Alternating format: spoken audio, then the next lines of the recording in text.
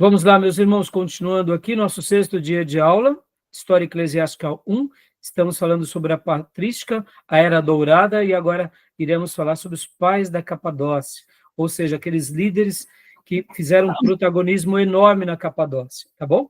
Leia para nós, pastor Johnny, por favor. As nossas aulas estão sendo gravadas, tá bom, meus irmãos? Joia. Pais capadócios. Na época que compreendeu o intervalo entre os concílios de Nicéia, 325, e o da Constantinopla, 381, 3 homens importantes viveram na região da Capadócia. Basílio, chamado de Magno ou o Grande, Gregório, seu irmão, mais tardiamente chamado de Nissa, e o Gregório, oriundo de Nazianzo, chamado pelos orientais de O Teólogo. Basílio e Gregório de Nazianzo concluíram seus estudos em Atenas e, voltando para a terra natal de Basílio, decidiram fazer uma experiência monástica na região do Ponto. Joia.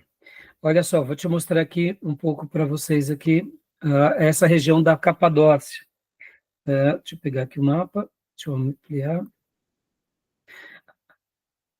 Aqui é a Ásia Menor, tá vendo? Turquia, né? Isso, Turquia atualmente. Aqui é Israel. Deixa eu aumentar um pouco mais. Tá dando para vocês verem o mapa? Tá bem pequeno, mas dá para ter uma noção. Isso. Aqui, o mar Mediterrâneo também era chamado, tinha um outro nome antigamente. Vocês sabem que isso acontece. Ponto é essa região aqui. É o Mar Negro, tá? Atualmente o Mar Negro. Então, Capadócia é essa região. Eu quero lembrar para vocês, meus irmãos, que com Teodósio há um corte aqui no Império entre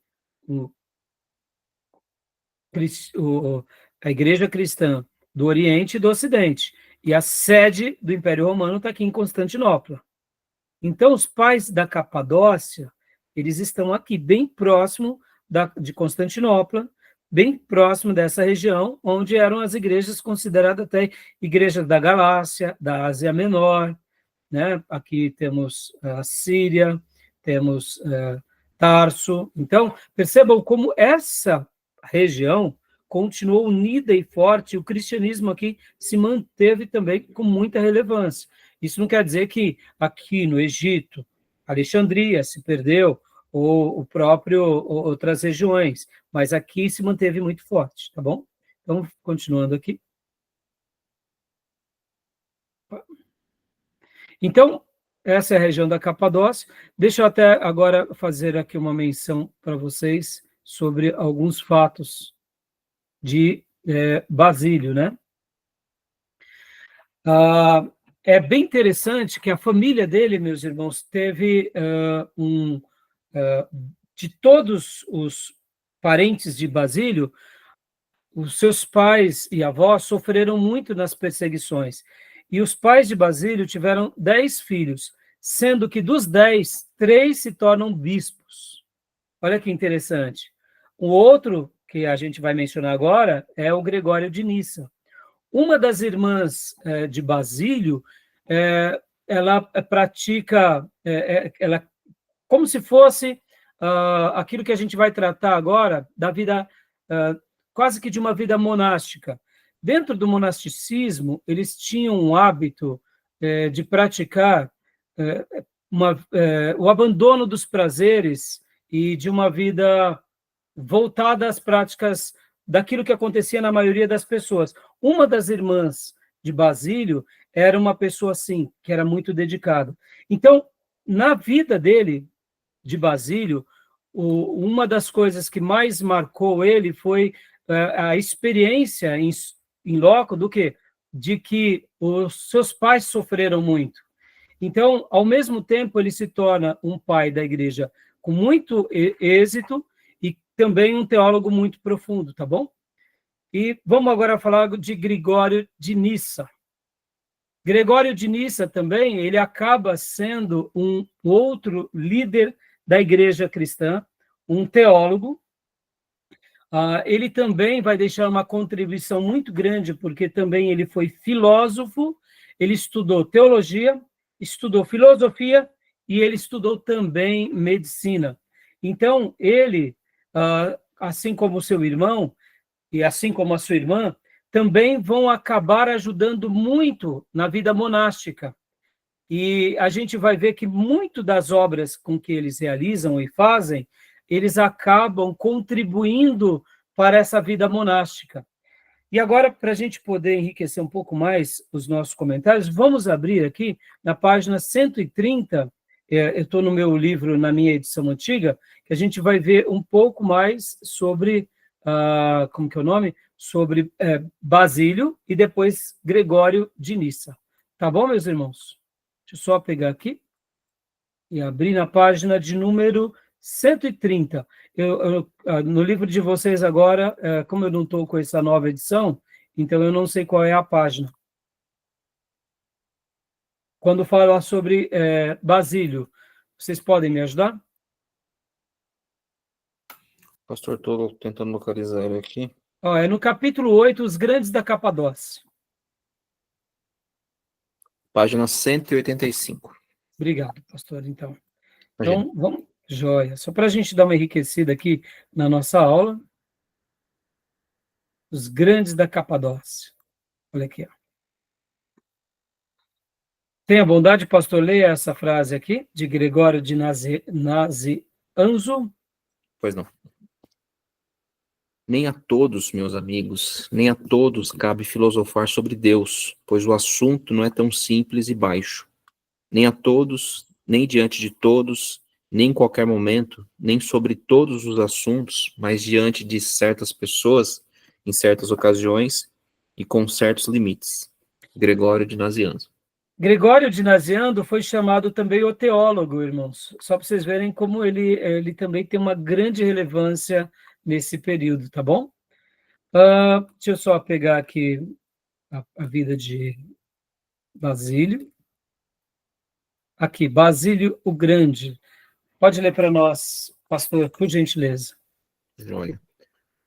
Enquanto isso, Basílio voltava de sua viagem ao Egito, à Palestina e a outras terras onde havia monges que poderiam ensinar-lhe a vida contemplativa. Em Íbora, perto de Anese, ele e seu amigo Gregório de Nazianzo fundaram uma comunidade para homens semelhante à que Máquina fundara para mulheres. Para Basílio, a vida comunitária era elemento essencial, pois quem vive sozinho não tem a quem servir. E o cerne da vida monástica está no serviço aos outros.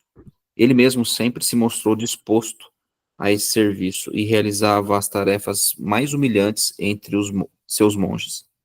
Ao mesmo tempo, porém, ele se dedicou a escrever regras e princípios que regulamentassem sua vida. Dessas regras se deriva toda a legislação da igreja grega com respeito à vida monástica, e por isso Basílio frequentemente recebe o título de pai dos monasticismo oriental. Joia, olha só, meus irmãos, lembra que eu falei, olha a postura deles, não é uma vida monástica simplesmente vivendo no gueto do monasticismo, aprendendo algo, mas é algo a serviço dos outros, porque afinal de contas a vida de comunidade só tem sentido quando a gente está em comunidade. Então, depois, claro, fica aqui, né, essas obras para que vocês possam estar lendo, e assim a gente nota como eles, naqueles dias, tinham esses olhos para as comunidades, tinham esses olhos para ajudar os pobres, tinham esses olhos para compartilhar, né? Então, é muito interessante a maneira e o posicionamento deles.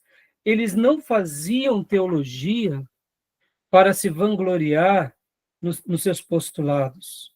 Eles faziam teologia porque a teologia para eles, como diz muito sabiamente o pastor Marcos Graconato, era uma maneira de servir melhor a sua igreja, de ter mais inteligência na maneira em que cada cristão poderiam viver suas vidas. Então, toda a profundidade dos pais da igreja não eram profundidades acadêmicas desassociadas à vida. Ao contrário, eram vidas acadêmicas para levar a comunidade a desfrutar dessa vida espiritual pelas quais eles viviam. E é isso que é apaixonante na patrística, e por isso que eu quero deixar aqui, né, essa centelha aos irmãos, para que a gente continue estudando esses assuntos. Eu particularmente, meus irmãos, eu estou tão encantado com essa matéria, mas tão encantado, que eu acredito que, dentro dos cursos de teologia, nós deveríamos ter, assim, uma pós-graduação, stricto sensu, lato sensu, de, por exemplo, de patrística. Deveria ser, assim, algo tão importante quanto outras matérias que a gente já tem. Eu sei que existe, é claro, mas esse destaque, né, para esses assuntos, porque os nossos irmãos aqui, eles foram extraordinários. Percebam, irmãos, deixam de viver dias atrás da igreja perseguida, porque no caso de Basílio e do seu irmão, eles viram seus pais e parentes morrerem nas perseguições, principalmente de Diocleciano. E agora eles têm liberdade, mas eles não fazem da liberdade ali uma desculpa para viver menos o cristianismo. Aliás, eles pegam essa liberdade e agora eles dedicam a sua vida a ajudar as suas comunidades. A gente vai ver com Agostinho de Hipona que ele dedica os seus bens aos pobres e parte do que lhe sobra ele cria um monastério. Para quê? Para ele continuar servindo a igreja. Percebam, irmãos? Olha que coisa interessante. É nisso que eu falo que hoje, quando eu falei que, em certa medida, nós que estamos fazendo e reescrevendo a história, com os nossos monastérios modernos, que seriam os seminários ortodoxos. Porque hoje, quando se converte um rico nas nossas igrejas, e a gente está sofrendo desse mal, como se o reino de Deus fosse aqui, o rico ele tem que se tornar mais rico ainda, o mais rico da galáxia, porque a bênção de Deus está sobre ele, ao invés dele ter olhos agora para essa comunidade e pegar essa riqueza e muitas vezes desenvolver. Não estou dizendo que ele tem que abandonar as empresas, não é isso, mas percebam que hoje a teologia da prosperidade ela se tornou uma praga tão grande no seio da igreja que a gente não sabe dialogar. Esses novos ricos e milionários que se convertem, se nós não falarmos a mesma linguagem deles, eles vão para outra igreja, porque tem 100 novas igrejas que querem eles nessas igrejas. E hoje até tem grupos que se reúnem como cristãos só nesse gueto, sendo que há um mundo totalmente caído, há uma miséria alheia, e é como se fosse ensinado, de fato, para esses irmãos e para essas igrejas, olha, vamos aprender com os pais da igreja, como aqueles ricos faziam o ministério. Lembram que quando nós falamos da igreja primitiva, que eu até questionei a fala de alguns professores que eu tive, que diziam que a igreja primitiva, de tanto ajudar os pobres, chegou uma hora que elas ficaram escassas, e eu disse para vocês que eu não concordava. A gente vai ver agora que essa é uma realidade durante todo o período da patrística perseguida e depois da patrística dessa era áurea, onde eles criam os monastérios, eles ajudam as pessoas. Depois, quando vem a Idade Média, eles se perdem nisso, eles acabam criando um novo panorama sobre os monastérios, a gente vai ver nas próximas aulas, e aí vem até o ilustre Francisco de Assis, que é conhecido no catolicismo como São Francisco de Assis, que ele tenta resgatar esse princípio. Sim, na Itália. Aqui a gente vai ver, na realidade, o que Francisco de Assis está fazendo nada mais nada menos do que viver como a patrística. Diga, Júnior. Não, foi na Itália, né? Isso, né? Mas a gente vai ver que é muitos séculos depois, né? Tem muito. Muito tempo depois. Então, percebam como a gente, muitas vezes, sem se perceber, quando a gente vai ver a igreja, ela se desfigurou. Ela deixa de ser a casa de Deus, o lugar sacerdotal, para atingir esse mundo, e vira mais uma igreja dogmática, política, um braço do Estado, para as vaidades da nossa própria vida, né? Tá bom, meus irmãos? Beleza? Esse paralelo que se faz com o seminário, a grande diferença é que eles viviam um pragmatismo, eles não viviam numa vida filosofando, contemplativa, retirado do meio urbano, para ficar só fazendo aquelas filosofando a questão teológica, etc. Eles eram prático. Fazia isso pensando a fé, defendendo a fé, mas também eles faziam a obra comunitária aos mais pobres, né? Como servir a igreja, Júnior. Como ensinar. Por isso que eu amei a frase do Marcos Bretonato e cito novamente ela. Eles não eram profundos na sua reflexão simplesmente pelo intelecto. Era um intelecto a serviço de Deus com o coração pleno, com a vida disposta para servir a sua igreja local, para viver essa verdade, para passar essa verdade e influenciar o maior número de pessoas. E aqui, Júnior, fica também uma crítica para os nossos seminários catedráticos apenas que questionam teologia, mas não têm essa prática. E aí onde nasce a teologia liberal. Então percebam, irmãos, como Verdade. é perigoso. Por isso que nós, como igrejeiros, como pastores, nós, como seminaristas, como estudiosos, não podemos nos desvencilhar da vida de igreja. E jamais se esqueçam, o seminário, ele existe sem a igreja. No sentido assim, vou explicar melhor. A igreja é a primazia. Uma igreja, ou melhor dizendo, pode existir sem um seminário. Mas um seminário, quando ele existe sem a igreja, ele não tem razão de existir. Sim. A igreja pode não ter um seminário ou uma denominação. Pode até faltar o seminário, mas porque ela é o projeto de Deus. Mas o seminário, ele não é maior do que a igreja, ele está a serviço da igreja. Então, pode até uma igreja não ter um seminário. Agora, na hora que o seminário deixa de ter igreja, ele vira um centro catedrático. E aí ele pode se desconfigurar, Sim. como se desfigurou os monastérios mais para frente. Por isso que fazer teologia sem igreja é correr um risco violento. E eu me lembro que nós estávamos numa aula inaugural e eu conversava com um pastor que fez o seu seminário teológico em uma das casas, que é até bem considerado, e ele falava assim, pastor Rai, lá no meu seminário, um dos professores era um pastor desigrejado, um conhecedor de teologia brilhante, mas ele era pastor, mas não tinha igreja. E aí eu digo, irmãos, não existe pastor sem rebanho. Ele tem até o ofício, mas você só se torna pastor quando você tem ovelhas, quando você tem uma igreja local. Então, eu posso até ter o dom pastoral, mas no momento em que eu não estou mais numa igreja, eu não posso nem me autodenominar como um pastor, Caio Fábio porque da vida, é antinatural. Caio Fábio da vida, né? E tantos outros, né? Então, tá bom, meus irmãos? Agora vamos enriquecer um pouco os nossos comentários com o livro-texto, agora de Gregório de Nissa. Gregório de Nissa. Samuel, você consegue ler para nós, Samuel?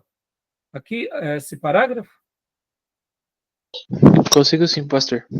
Então, faça as honras para nós, por favor. Que é o irmão de Basílio. Pode ler, pastor? Por favor.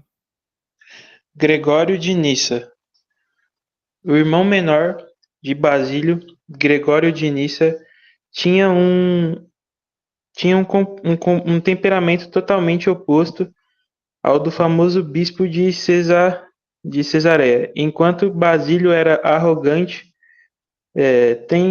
tempestuoso e inflexível, Gregório preferia o silêncio e a quietude, e o anonimato. Dá uma pausa aí. Não estava em seu Só um sangue. minuto, irmão. Dá uma pausa. Olha aqui, meus irmãos. Esse registro do nosso irmão Justo Gonzalez, como de muitos outros historiadores, mostra o temperamento de Basílio, né? Tempestuoso, inflexível. Quem é que a gente lembra assim como uma pessoa bem sanguínea, irmãos? Entre os apóstolos. Pedro. Exatamente. Acho que Interessante, né? Não, Arrogante não, né? Arrogante não. Talvez, então eu desconheço o motivo, mas assim, inflexível, né? Talvez é aquilo, né, Júnior? Uma pessoa que muitas vezes é inflexível, para os seus oponentes, ele acaba sendo soberbo, né? Mas eu poderia dizer, talvez, convicto das suas crenças, mas, assim, é arrogante, não deixa de ser, em certa medida, arrogante, né? Já o irmão, né, que é Gregório, ele era mais quieto, né? Praticava mais o silêncio. Interessante, né? Mostrando que de uma mesma família saem homens consagrados, mas com estilos totalmente diferentes. E essa citação me faz lembrar as páginas da Bíblia, que não ficam adoçando, né? Percebam que esse é um registro bem curioso, que até para a gente canonizar esses homens, por isso que nós não temos esse lado idólatra, né, irmãos? Eles eram servos de Deus, piedosos, mas tinham suas falhas.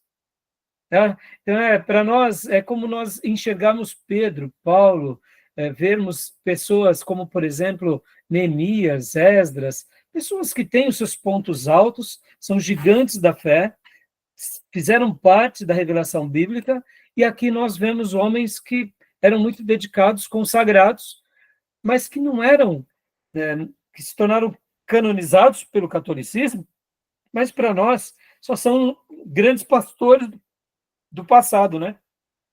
Tá bom? Exatamente. Pode continuar lendo para nós, irmão Samuel, aqui, a partir do não estava. Tô aqui.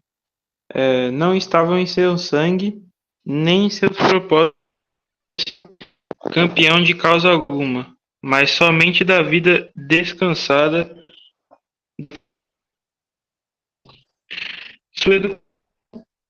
Se bem, Samuel, está falhando um pouquinho. sua educação A sua gravação está falhando um pouquinho.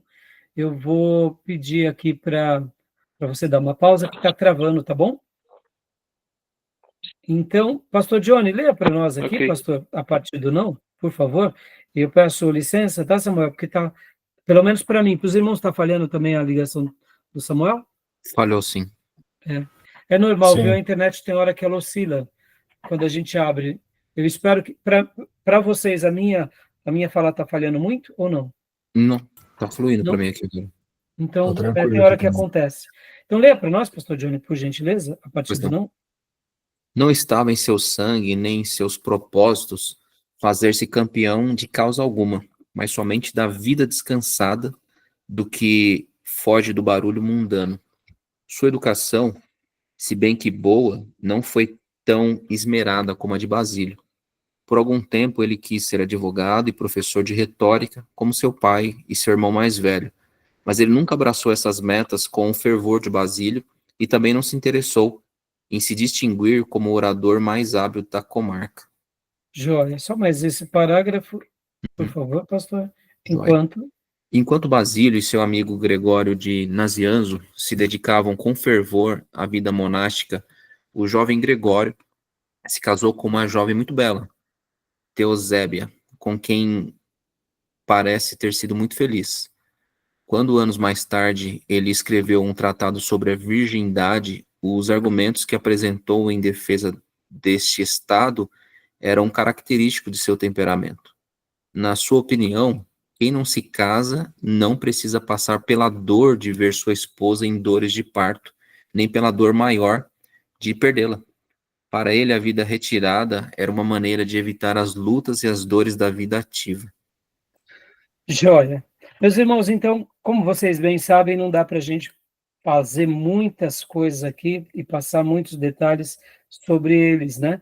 Mas eu queria deixar esses dois homens como os pais da Capadócia, para que a gente agora pudesse entrar nos pais do Ocidente Latino, tá bom, meus irmãos?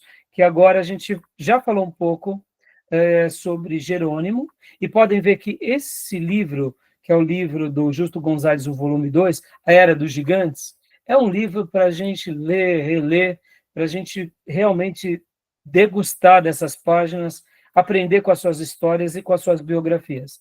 Tá bom? Tudo bem até aí, meus irmãos? Vamos agora para os pais do Ocidente?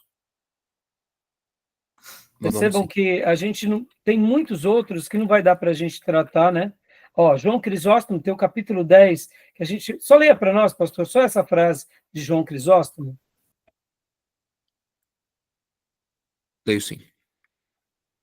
Como pensas cumprir os mandamentos de Cristo se só visas o lucro, amontoando empréstimos, comprando escravos como gado, somando negócios a negócios? E isso não é tudo. A tudo isso acrescentas a injustiça, apossando-te de terras e casas, e aumentando a pobreza e a fome. João Crisóstomo.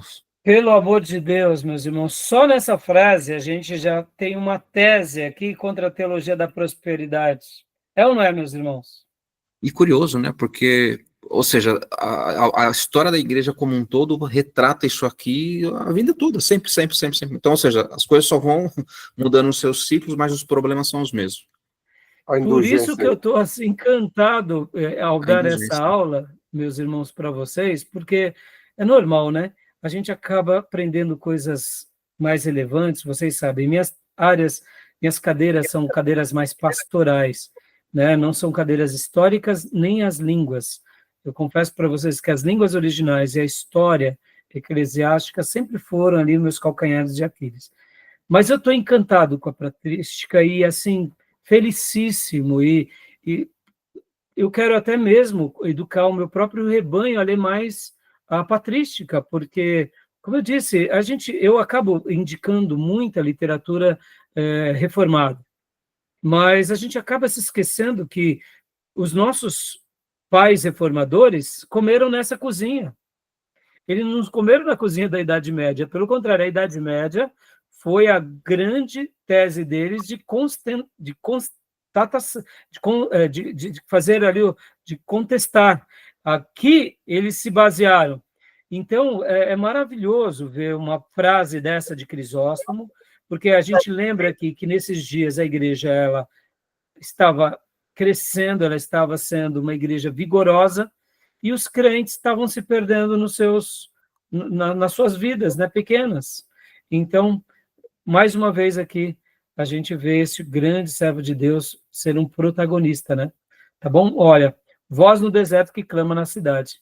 Ou seja, Crisóstomo foi monge acima de tudo, antes de ser monge foi advogado, educado em sua própria cidade natal de Antioquia, pelo famoso orador pagão Libânio. Então, percebam, irmãos, que riqueza, não?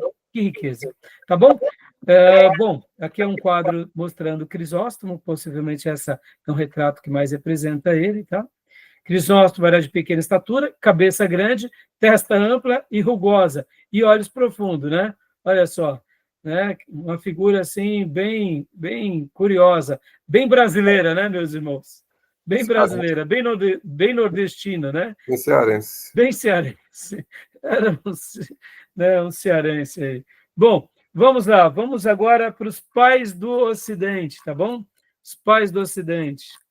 Né? Página 158, aqui, vamos ver, Jerônimo. Eu não sei qual é a página aí no livro de vocês. Qual é a página, pastor? Capítulo 11, né? Aqui é página 158. Página 203. Joia. Então, para a gente ser bem sucinto, né? Leia para nós aqui, pastor Johnny, a frase de Jerônimo. Leio sim. Talvez me culpe secretamente por eu atacar alguém pelas costas. Confesso francamente que me deixo levar pela indignação.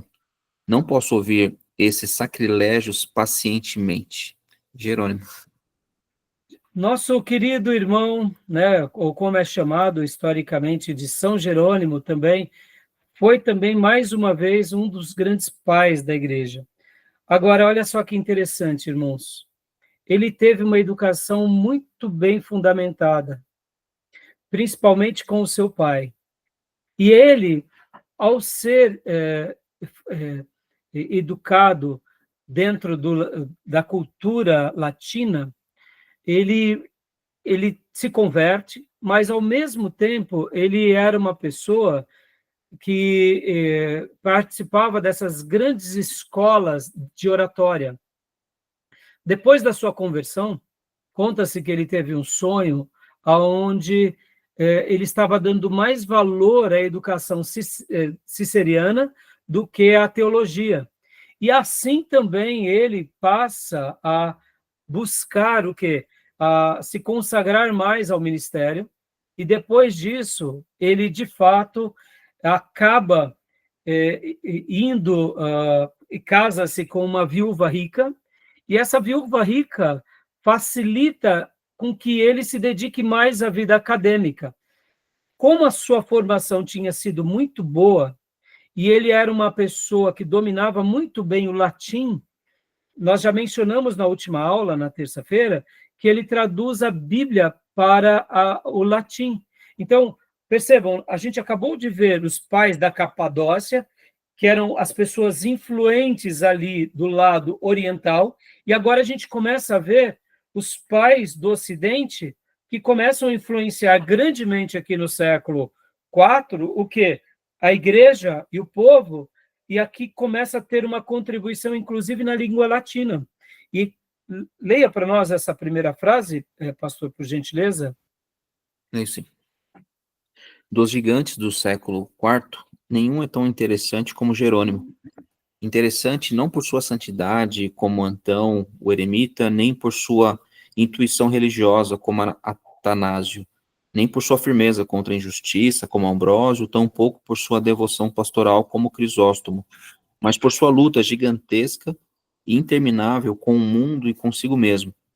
Mesmo sendo conhecido como São Jerônimo, ele não era desses santos aos quais foi dado desfrutar a paz de Deus nesta vida.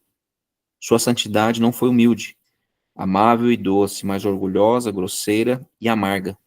Jerônimo sempre desejou estar acima do humano e por isso não tinha paciência com os que lhe pareciam ser indolentes, nem com os que de alguma maneira ousavam criticá-lo. Entre as muitas pessoas que foram objeto de seus ataques impetuosos, estavam não só os hereges, os ignorantes e os hipócritas, mas também João Crisóstomo, Ambrósio de Milão, Basílio de Cesareia e Agostinho de Hipona.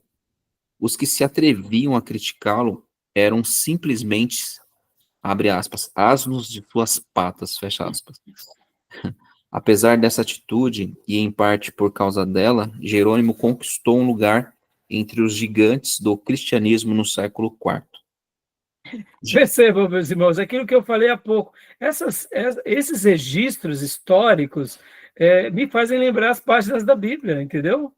Porque eles são honestos, eles não são regados de firula, da ótica católica, da ótica sacrossanta, da beatificação, de que eles são quase seres intangíveis, e não tem nada dessas besteiradas.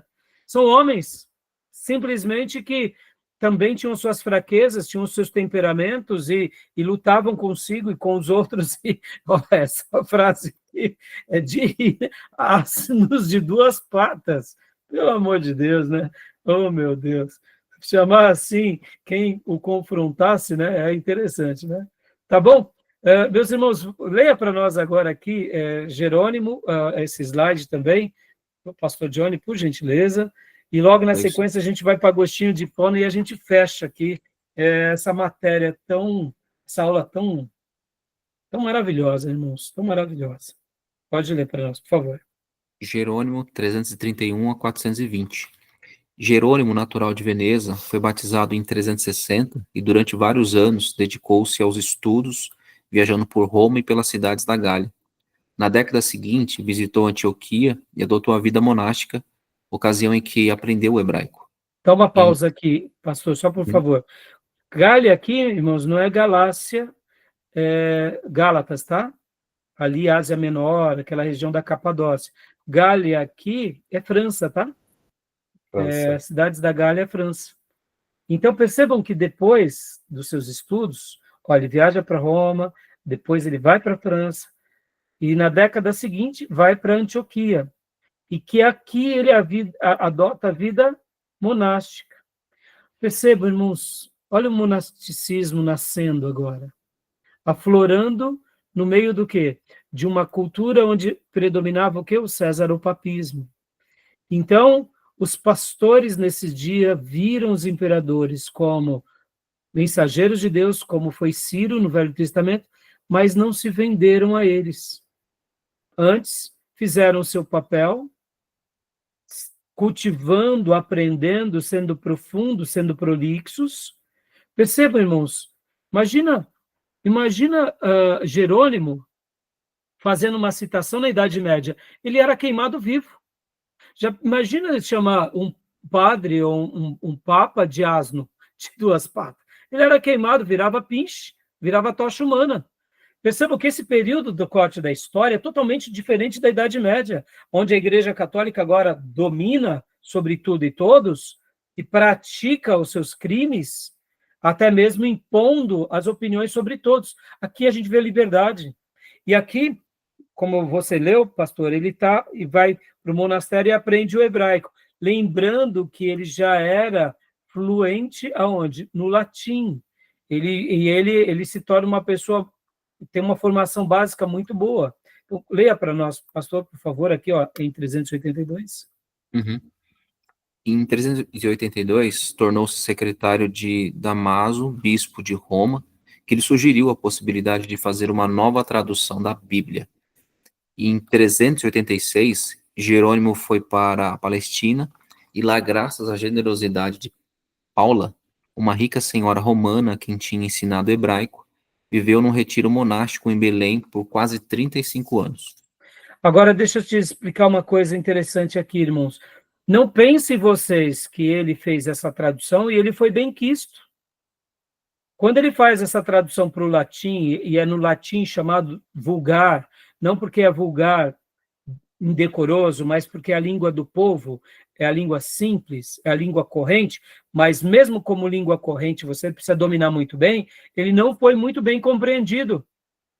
Porque no momento que ele faz a tradução da Bíblia, ainda nos seus termos, ele trabalha muito de forma literal. E muitos líderes da igreja não gostaram desse fato.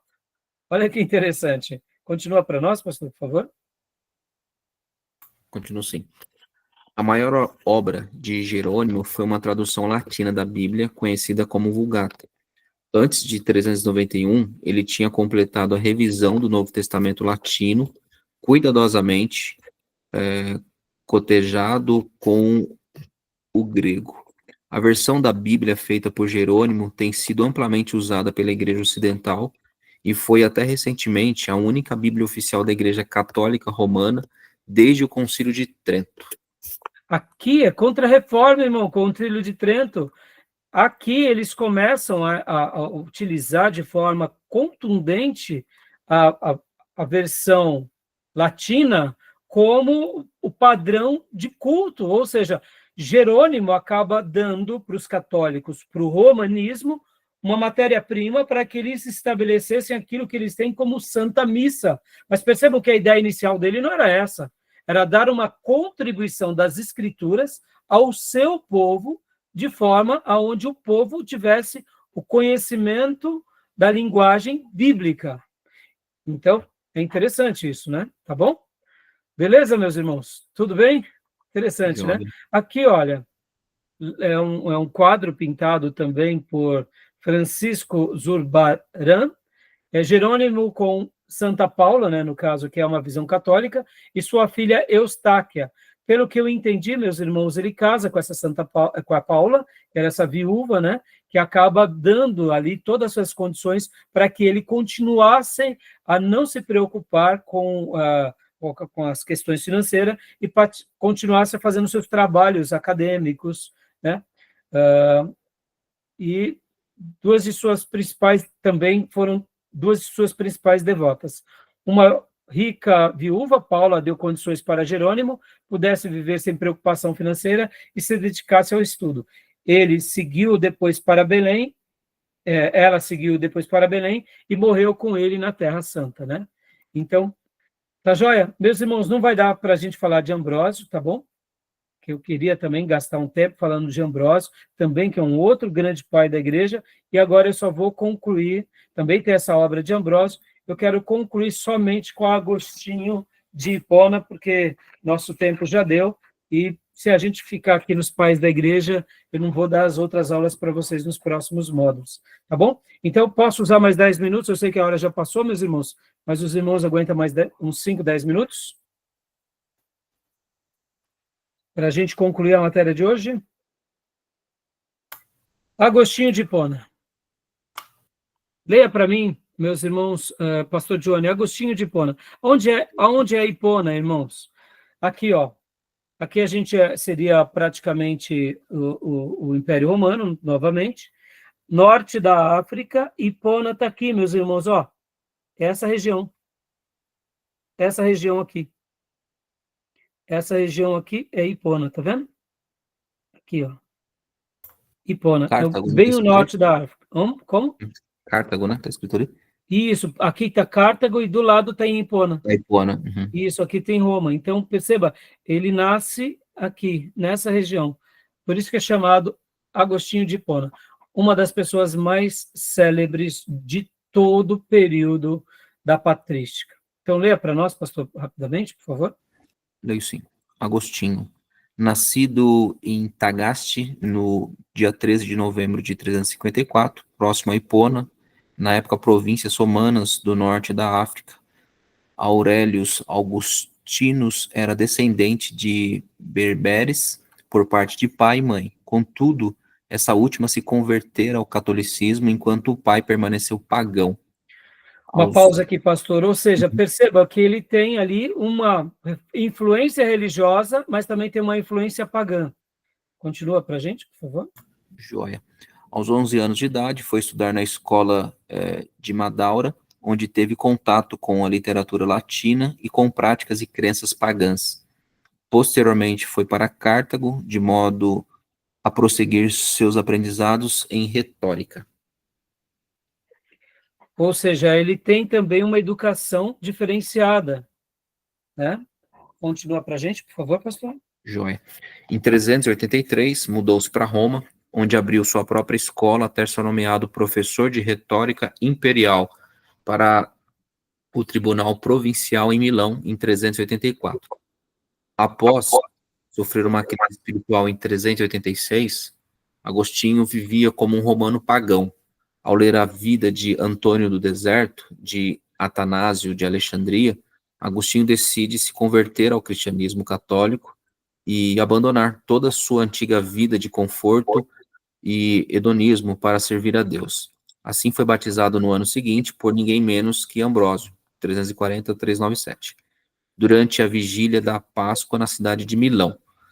Posteriormente, retorna à África, onde liquida seus bens e divide-o entre os pobres, exceto pelo patrimônio utilizado para formar a ordem agostiniana em Tagasta no ano de 387.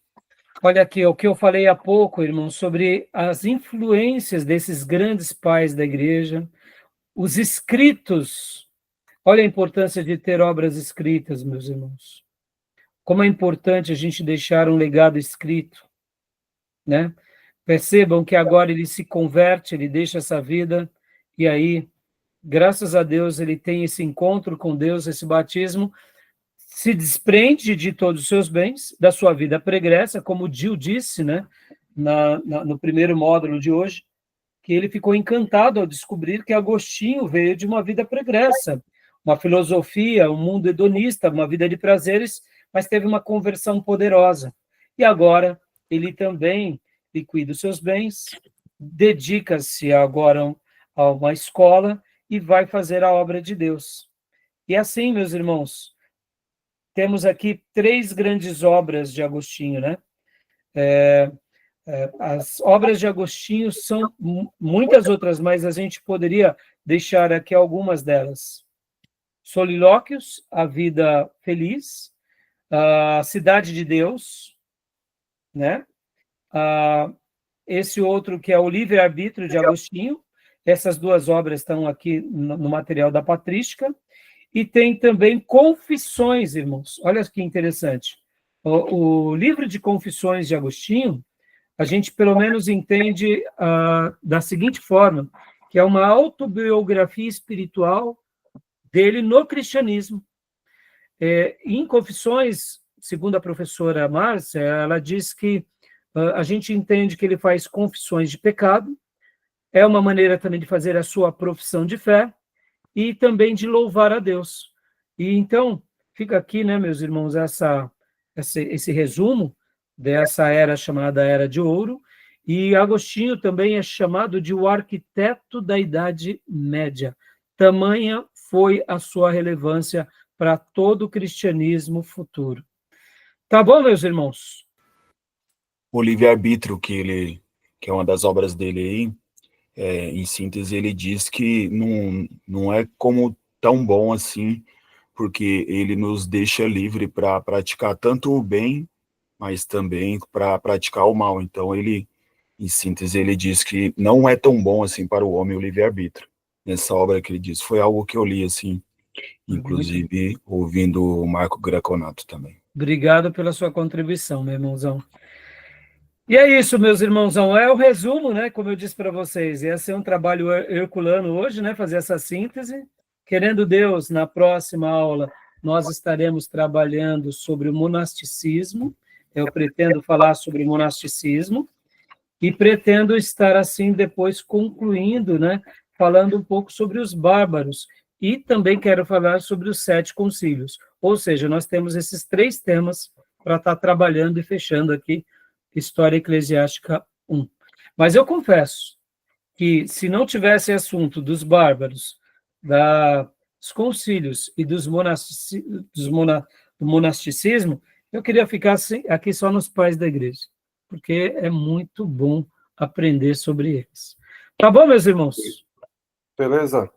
Então, boas leituras, bons áudios, vídeos, e que Deus nos dê graça para caminhar nas pisadas desses servos de Deus tão importantes. Tá bom? Ok. Melhoras a sua saúde, Júnior. Ok, Deus obrigado. continue abençoando aí os meus irmãos. E, querendo Deus, nos vemos terça-feira. Tá bom, meus irmãos? Alguma pergunta, alguma dúvida? Tranquilo, legal. Tranquilo? Tranquilo. Podemos desligar? Ok, shalom a todos aí. Amém. Bom término. Então, um excelente final de semana para os meus irmãos, Obrigado. tá bom? Fiquem com Deus. Obrigado. Um abraço. Deus abençoe, meninos. Boa noite. Boa noite. Deus abençoe.